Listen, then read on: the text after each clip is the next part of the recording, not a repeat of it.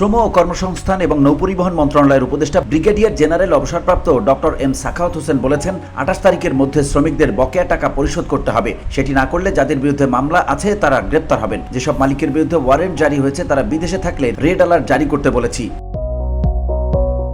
বুধবার সচিবালয়ে নৌপরিবহন মন্ত্রণালয়ের সম্মেলন কক্ষে আসন্ন কোরবানির ঈদ উপলক্ষে নৌ ব্যবস্থাপনা, নিরাপদ নৌ চলাচল, শৃঙ্খলা, যাত্রীদের নিরাপদ যাত্রা নিশ্চিত করতে অনুষ্ঠিত বৈঠক শেষে তিনি এসব কথা বলেন। উপদেষ্টা বলেন, হয় পাওনা শোধ করতে হবে, না হলে জেলে যেতে হবে। বেতন পরিশোধ না করলে দেশের বাইরে তো দূরের কথা, ঢাকার বাইরে যেতে পারবে না মালিকরা।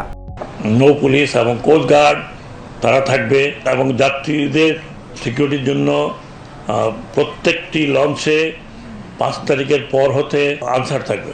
বাল্কহেড যেটা মালিকারি করে সেগুলোকে 5 তারিখ থেকে মানে ঈদের 3 দিন আগের থেকে ঈদের পরে 7 দিন ইনক্লুডিং ঈদ এটা চলাচল করবে না, টোটালি বন্ধ। শ্রমিকদের বেতন না দেয় 5 জন মালিকের বিরুদ্ধে শ্রম আদালতে মামলা হয়েছে জানিয়ে তিনি বলেন, আরও অনেকের বিরুদ্ধে হবে, কোনো মালিককে ছাড় দেওয়া হবে না।